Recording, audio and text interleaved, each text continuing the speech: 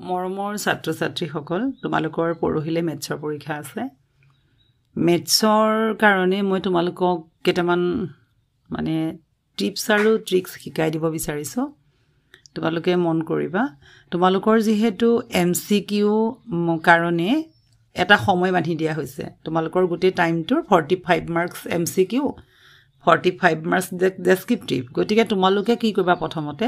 কেনে ধৰণে পেপাৰখন তোমালোকে কি গিটা টিপছ বা ট্ৰিক্স তোমালোকে এপ্লাই কৰিলে পেপাৰখন টাইমত শেষ কৰিব পাৰিবা আৰু কিবা যদি নোৱাৰা থাকে তাৰ কাৰণে ভাবিবলৈ অকমান টাইম উলিয়াই থব পাৰিবা আৰু লগতে তোমালোকে যে প্ৰত্যেক ছাত্ৰ ছাত্ৰীয়ে যেটো অংকৰ প্ৰতি ভয় আছে যে ইছৰাম কিমান পাম গতিকে কোনোবাই 100 পাব কিন্তু মই তোমালোকক প্ৰত্যেকই যে পাস কৰিব পাৰিবা তাৰ হে টিপছ আৰু ট্ৰিক্সটো দিব খুজিছো তোমালোকে কথাটো মন কৰিবা প্ৰথমৰ পৰা শেষলৈকে এক নম্বৰ কথা হৈছে তোমালোকে এমসিকিউ বিলাক প্ৰথমতে একদম ফাস্ট কৰিবা কাৰণ 45 টা এমসিকিউ প্ৰত্যেক ছাত্ৰ ছাত্ৰী কনফাৰ্ম 15 টা মান থাকিবই গতিকে হেগিটা কৰিবা কৰাৰ পিছত তোমালোকে যেহেতু এমসিকিউ খন জমা লব গতিকে তোমালোকে কৰাৰ পিছতো যদি তোমালোকৰ সন্দেহ থাকিলো যে নেগেটিভ মাৰ্কিং নাই তোমালোকে কেটামান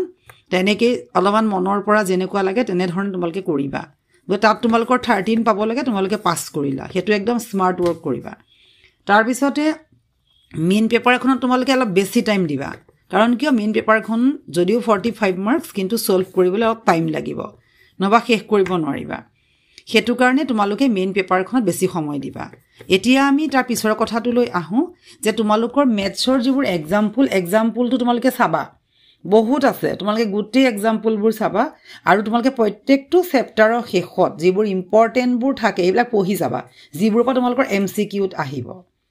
আৰু বাকি তোমালোকে ফৰ্মুলা বিলাক একদম পুৰা ভালকে চাই যাবা এইকিটা কথাই তোমালোকৰ কাৰণে দৰকাৰী আছিল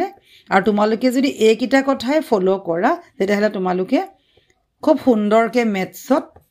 পাস কৰি যাব পাৰিবা আৰু বাকি জুনি ছাত্ৰ ছাত্ৰীখিনি 100 পাব তেওঁলোকে পাবই কিন্তু আমাৰ যিখিনিৰ চিন্তা যে কি হ'ব নহয় তোমালোকে এনেকে যদি স্মাৰ্ট ওয়াৰ্ক কৰা তেতিয়াহলে প্ৰত্যেক ছাত্ৰ ছাত্ৰীয়ে 5 মাৰ্ক থাকিব ধন্যবাদ ভিডিওটো এটা লাইক কৰিবা লগৰ